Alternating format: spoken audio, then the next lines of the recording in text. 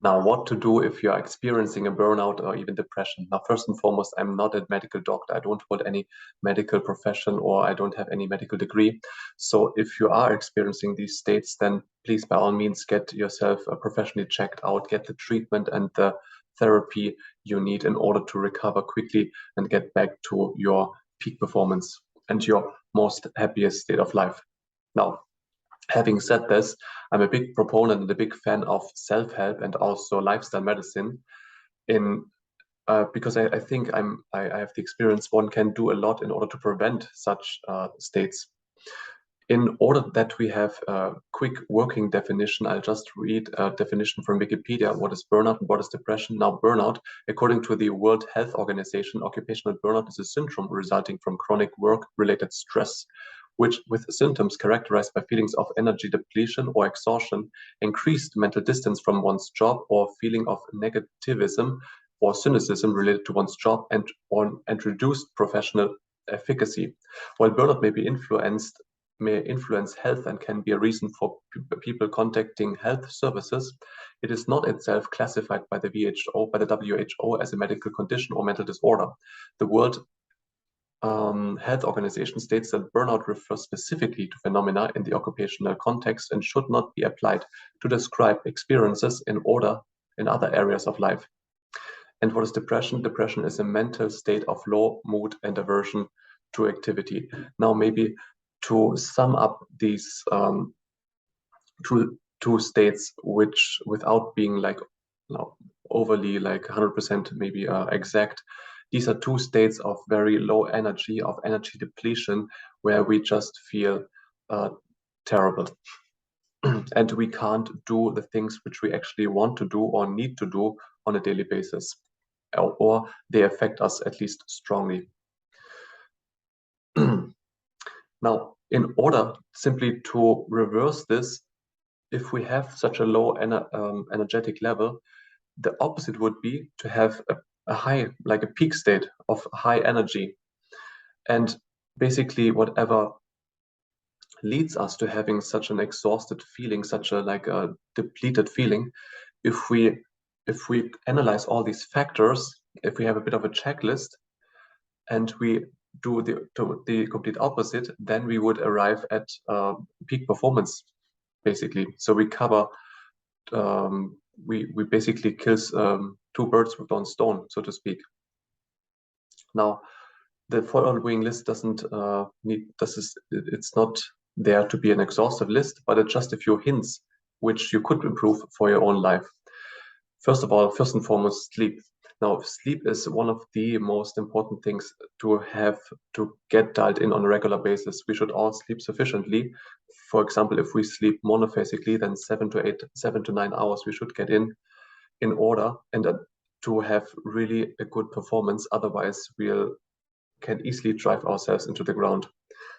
And this should also be regulated as much that we should go to bed at the same time and get up at the same time, regardless whether it's the week or the weekend. Moreover, nutrition plays also a huge factor. Is our nutrition really clean? Meaning, like, can we avoid all these like snacks and chocolates, which, for example, I used to take a lot in the past because I was just eating too little, and I needed too much energy for my studies, but also for my exercises. And I excused myself always to check in the supermarket whether, for example, these chips and chocolates were on sale, just in order to fill myself with another 1,000 calories. It felt good in the moment, but afterwards it just felt terrible because it just had these very bad repercussions. These days I'm eating rather sufficient, so I even track my food. So, for example, today I've been eating well, a little bit more than 4,000 calories. This is quite a lot, but understand I also have a very active lifestyle, and usually I work for most of the day, so I use my brain quite a lot. Hence, I use a lot of energy, to say the least. Moreover, hydration shouldn't be underestimated because adults, they consist of 50 to 60% of water, and our brain, in fact, consists of 75 or 76% of water. And in order to have good brain functions, we need to be hydrated. So just as a small pattern interrupt, cheers, have some water as well. In fact, if you feel tired or have dry skin or even feel hungry, these could be signs that we're dehydrated. So first check these things, and then afterwards perhaps have some food. Exercise. This is also a super important factor, because we're sitting so much, especially during this COVID time when we were locked in our homes or needed to be from home office. And if we don't, I mean, I can speak from my own experience. If I don't watch it, if I don't regularly go out and have exercise, or even in my home have exercise, I could be potentially just sitting on my bottom and just not moving at all.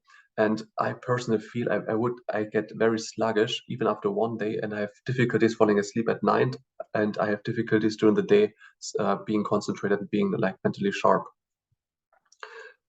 The next one, mental practices and spiritual practices such as meditation, praying, and so on, they are proven to, besides many spiritual benefits and also mental benefits, they are proven that they tune us into a frequency of about 8 hertz, which coincidentally is the same frequency of the Earth, which is roughly 7.83 hertz. So we get the same vibration as the Earth. We are getting more connected with our environment. And if we feel more connected with our environment, with our whole surroundings, we are less likely to feel isolated or have little energy, because we get also the energy from our surroundings.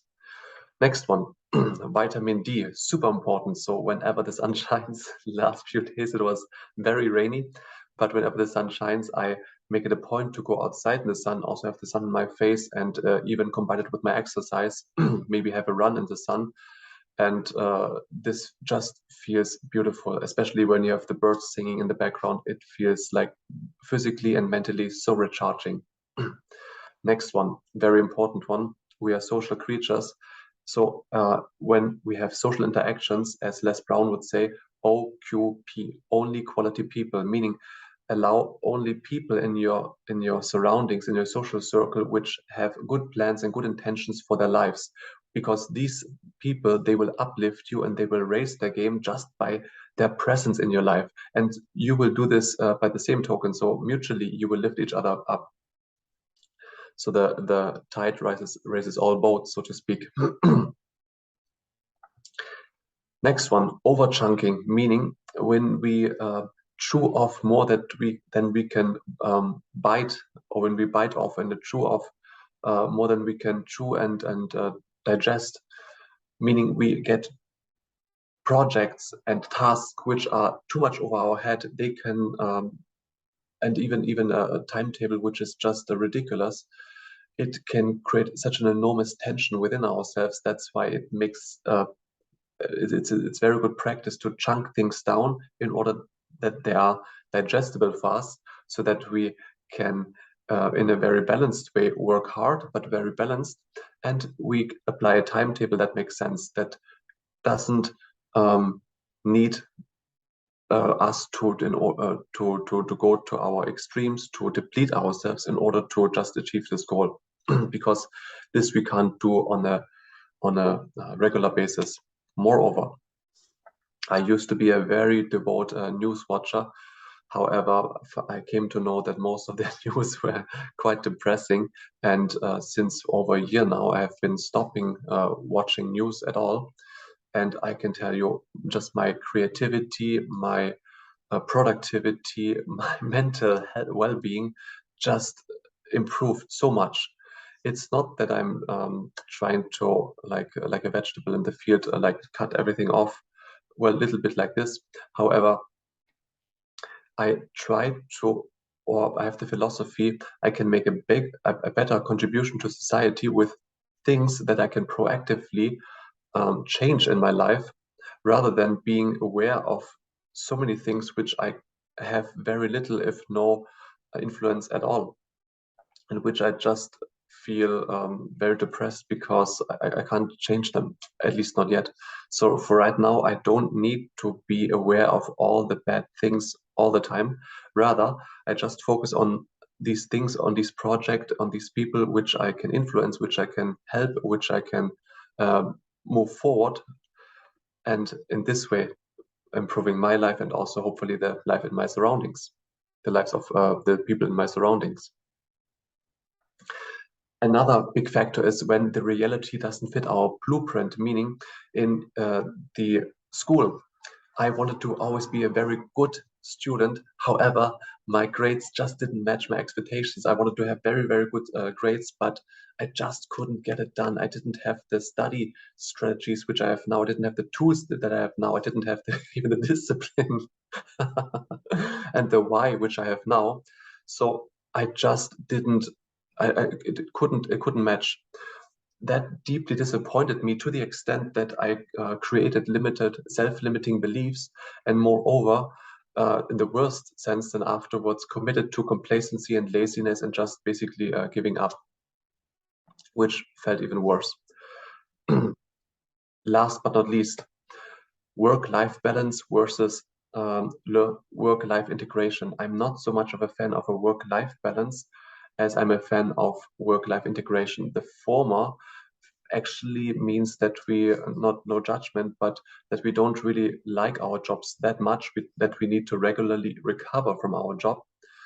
Don't get me wrong, I'm very much for breaks, but I have the impression that many people, if not most people, they don't really enjoy what they're doing 8 hours or more of the day, and that they need to just whenever they stop working, they need to like really just forget about work all the time, because it stresses them too much just to think about the work. One business leader, he had this very good example. His child was likes very much soccer playing, and he enjoyed so much soccer playing with his friend that when there was a soccer game, before the soccer game, they were playing soccer. While the soccer game was going on, they were playing soccer. And after the soccer game, they even continued playing soccer. Now, would he go up to his son and say, hey, don't play so much soccer? You know, you have to watch out, work-life balance. Well, no, it would be ridiculous, right? Why? Because the child, that's the child's passion. He likes it very much, and he enjoys every aspect of it. He enjoys the preparation. He enjoys like the game, and even like the post process, the practice afterwards. And so, my point is though, if we're really deeply passionate about the things which which we do every day, and ideally we have such a job and such a studies and such projects in our lives, then although we need physical rest, even though I also go for runs and do workouts and everything, and just to balance me out a bit. However, even during this time, I just love to think about my projects and how I can become better, and which people I can learn from, and in order to lift my game, which people I can help with this type of work. So it's just a very different outlook. This is my point. And I'm not so much of a fan of like having a vacation like once a year, like for 3 weeks, just in order to get to the bare minimum of mental health back again. But rather, I'm a big fan of having daily breaks even. So I even have my daily short vacations, for example, during my meditation, workout, or runs, etc., or hanging out with friends. But because I like what I'm doing so much, oftentimes I end up working 5, 6, or even 7 days a week, and in a way that it makes sense and doesn't overexhaust me. Now, again, this isn't meant for being like an exhaustive list. Many more factors can be play into these aspects, and you know for yourself best what other aspects could be playing into this field of like potentially burnout or even depression. But what I can say is what we can measure, we can manage. So when we take care of all these things and meticulously watch them for some time and check them out, hey, here I'm potentially a little bit off, I should correct this. Here I'm already right good, I can also maybe improve a little bit or perfect it. Then we can very quickly have an understanding how these things work, and how we can perhaps even perfect that. Not only that we don't get burned out or depressed, but also that we become like in our peak performance, and also in a very happy state of mind, that this becomes like the new norm for us. So we can either change our perception or procedure, meaning if we have most difficult task, a very difficult task which is potentially overwhelming, perception, we can understand that this overwhelm is actually an indicator that we're going to the next level, that we're preparing to go to the next level in order to motivate us to take the next step outside of our comfort zone, into our learning zone, and into our growth zone. Procedure, we can do easier tasks, we can chunk it down into digestible bite size so that we can actually have a continuous experience of success, so that we also continue what we're doing and we're not overwhelmed with all the things which we need to do and just give up after some times. Dr. William Kapp, a CEO of Fountain Life and Changing Health Care from Reactive to Proactive, he says, oftentimes when people are under severe depression, usually their testosterone levels are very low. Once we restore these, they get their vitality, their neurofunction, physical function, and sexual function back. Now, once I read or heard, I forgot where, but for example, in males, when they are in a deeply depressive state, their testosterone levels is about 100 nanograms per deciliter. Whereas in a healthy male, it is 600 to 700 nanogram per deciliter. Some males, they even need more, but basically it means, just as a rule of thumb, like for these depleted and very exhausted people, they work on a sixth or seventh of the normal hormonal level. So it's a huge hormonal disbalance. Now, it's not identical for women. Of course, there are other factors, other hormones which come into play, like estrogen. But just the message is like it could be, or most likely, it's a huge hormonal disbalance, or like physical disbalance, which then has mental repercussions. Another thing is, which for myself, I was very guilty of in the past, like underlying reasons for burnout, which can be stress. So we don't fear so much. So stress is the achievers. Fear.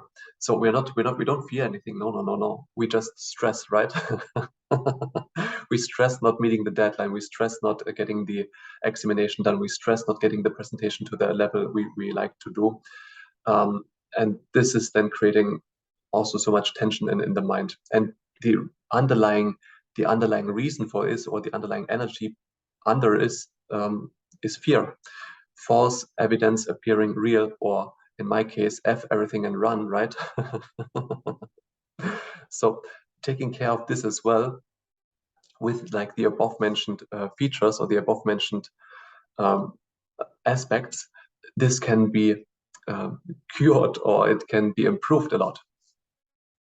Now, there's also situations in our life that we have depression due to a trauma. For example, a loss of a close family member or close friend. This can be there. And sometimes we are not prepared for this, which is very normal. And we grieve, which again, it's very human. However, if we are already in a very low vibrational state, very low energetic state, this will cause us to sink even deeper. If we already in a very high vibrational state, if we have high energy on a daily basis, we also sink a bit, but we can cope with it much better than we would do otherwise. Lastly, if we feel that we are like getting into like depression or burnout, or just this exhaustion where we just can't keep up with our daily duties anymore, have tactical retreat. So it's not that you're losing, it's just you're retreating for some time, recharge your energy, rejuvenate, in order to afterwards re-engage and re-attack, and really with lots of joy then really crush it again. Hence, have regular breaks to prevent this in the future, and find out when you feel your absolute greatest with every point, and follow it. Then follow it consistently. It will take work, but it will always pay off. So as it is said in the Liezi Shofu, Mingzhi Baoshen, meaning perspicuity and intelligence preserve the body, meaning a wise person knows how best to keep himself or herself from harm and safeguard his or her personal security. In this sense, think of all these features and all these points. They might take some work in order to readjust the life, in order to have a sustainable sustainable life, but it is an investment. So you start investing now, and it will accumulate and compound and pay off, not only now a little bit, but in the long run, it will pay off hugely, immensely. Not only that you become more successful, but also more satisfied and more happy in your life. Guys, if you have any questions and comments, leave them down below. And if you found this video helpful, then smash this like button. And if you didn't, well, hit the dislike button twice just to be on the safe side. Moreover, in either case, subscribe and hit the notification bell so that you never miss a video when I put one out. All right, guys, I will see you soon.